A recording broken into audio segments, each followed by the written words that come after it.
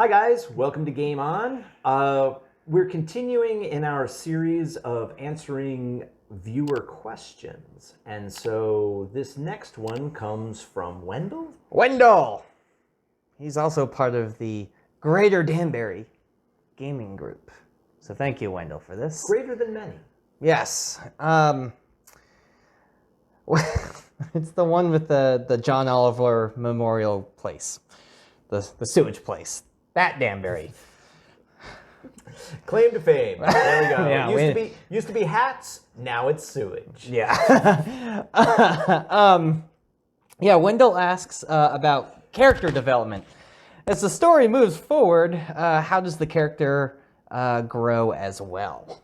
Okay, this actually is a good leading question, which, first of all, advocates something that you all should be doing, which is continuing to evolve your character, grow even as the story continues. And I don't just mean experience and points and skills and all that kind of stuff, which, although that's a big part of it, but it's just developing your character as a concept and as an evolving person, right? Because a character is more fun when they're more realistic and more multifaceted. I would agree with that.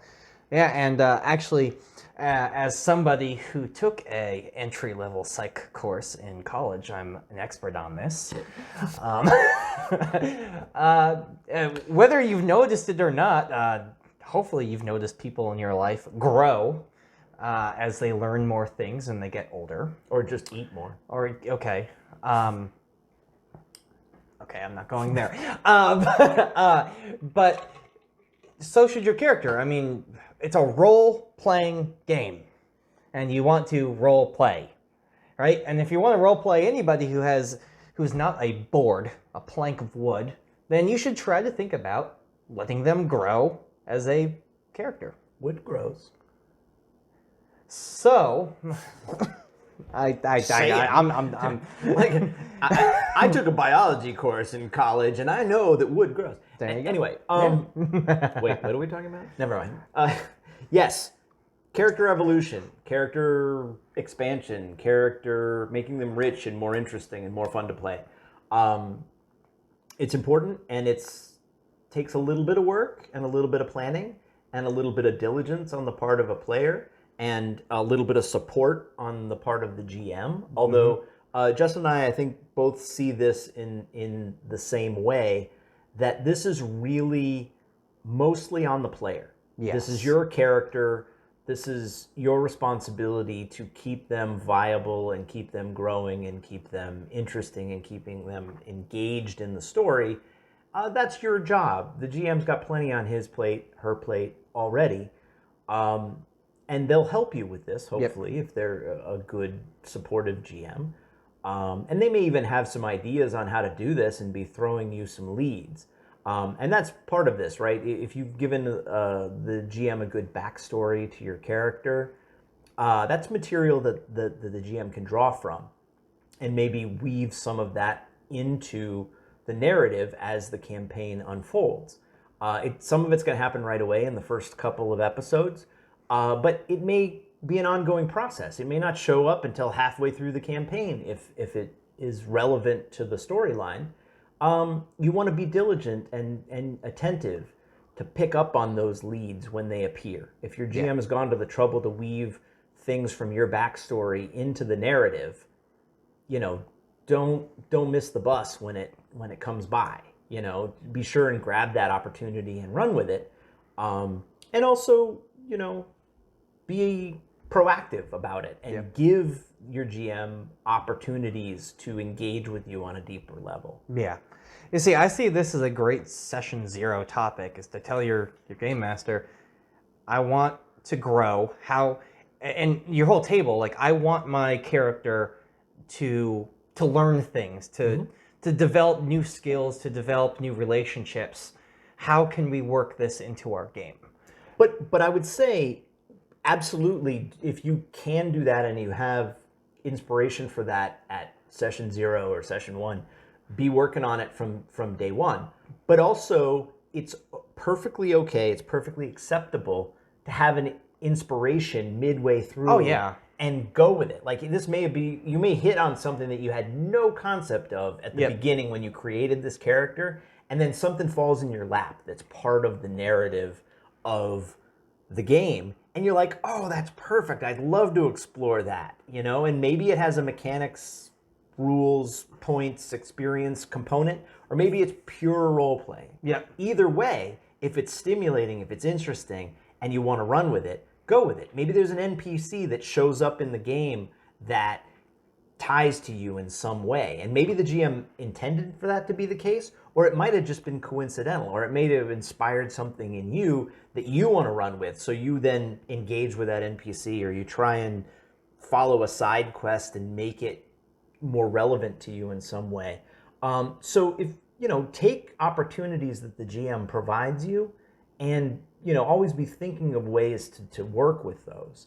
I think it's also important that you talk with your fellow table mates. Like, hey, I noticed that your character does this. My character has always wanted to learn about this. Can we role play that your character teaches me?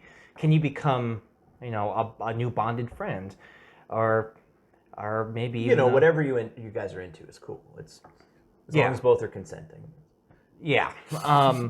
But what I like so much about the way that Cyberpunk Red changed up added to their character creation system, and also Traveler does this, is that they have mechanics put into place to create people or barriers in your future games to help you grow as a character.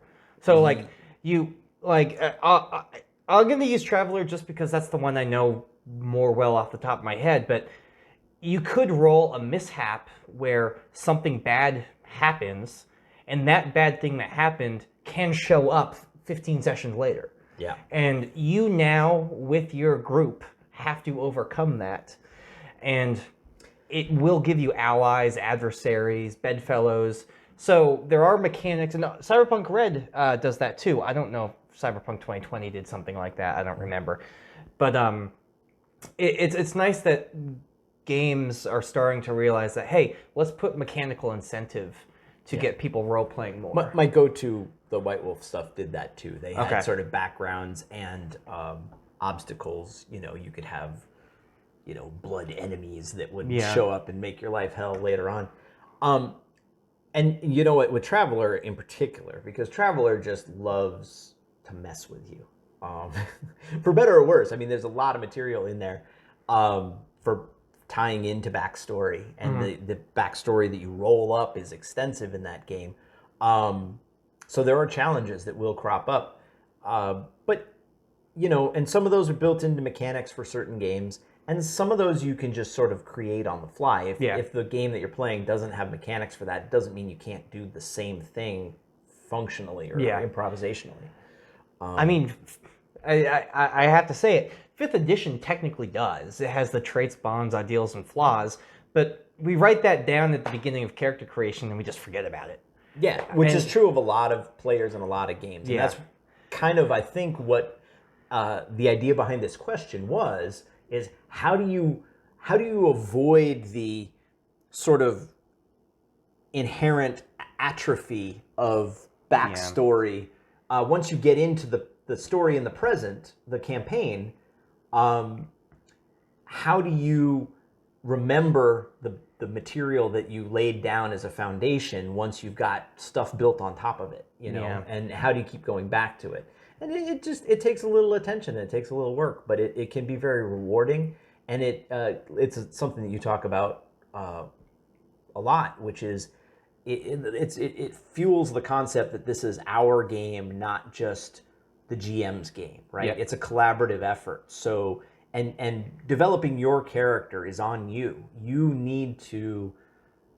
Your GM wants to fertilize the ground and give you an environment that supports you developing your character, but ultimately the development itself is on you. Yeah, and I want to say one more thing, is that I want you to understand that this being a group activity. There's a difference between player growth and group growth, because I think the group as a whole can grow differently. And that happens a little more organically. Yeah. You know, because everybody is sort of working towards a common goal, hopefully, most of the time anyway. And so you guys will naturally gel a little bit as being a team pulling in the common direction, which will sometimes replace the individual growth aspect of a character because you're all working towards that common goal. Which I think is fine, and it might actually just be easier. Oh, it absolutely is easier, but it's not mutually exclusive, right? No. You can do individual personal development while you're doing the group development thing too. And sometimes, like you said, sometimes players can come up with a joined growth opportunity where you use another player as a mentor, they teach you, you know, their class and you multi-class or whatever it is, you know, whether it's a mechanics thing or not, you guys can collaboratively as players come up with a growth opportunity or an opportunity for a side quest or a story that, you know, you brought half of it to the table and they brought half of it to the table, and together you make something, you know, bigger than the two components. Yeah. So. I'm just going to give a brief example of what I did. Was when we were playing in a Two of Annihilation, and the other Matt. So we had 3 Matts at that table. He was playing. And all 3 of us were awesome, by the way. He was playing a paladin sorcerer, and I was playing a warlock. And my warlock had done some pretty despicable things, as warlocks are wont to do. So we kind of role played through that. His character taught me a little bit about his god. I think his god was Gond. I remember this. Yeah. So I was like, hey, you know, I asked him out of game. I said, is it okay if we kind of role play through this? And we talked to the DM, Matt, about it. Not this Matt, and not the other Matt, but the other Matt. And we role played through how I became a paladin and I became a divine fighter for Gond because I didn't want to kill people anymore. I mean, it wasn't technically evil. It was more chaotic neutral, but, you know, whatever. So we talked to each other out of game. We approached the DM, and the DM gave us opportunity to do it. Yeah, and that's the ideal, right? The initiative was taken by the players. They came up with a concept, presented it to the GM to make sure that they doing something like this wasn't going to completely derail the material that Matt number 3, not number 3, but in this story he was number 3, had already put together, right? And so it didn't, and in fact it was the opposite of that. It gave opportunities for him to add to the equation for the storyline, and gave you an opportunity to morph your character into something different and hopefully at least as, if not more interesting than the character that you had started with. Yep. But it wasn't something you had planned from the get-go. No. Like, this came up mid-quest kind of thing.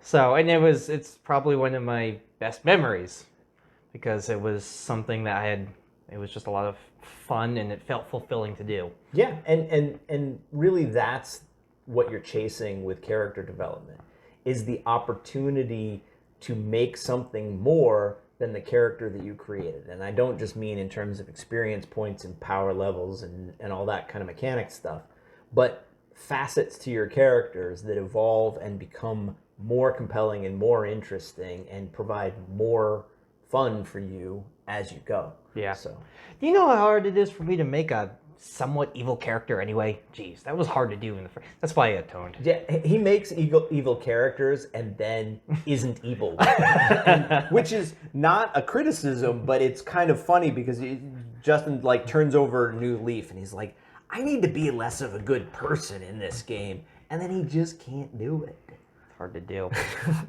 So hopefully, Wendell, we answered your question. How do you guys change up your characters? How do you guys grow? Yeah, do you have specific techniques or even general techniques, strategies that you use in a game to keep things changing and growing and evolving as the storyline progresses?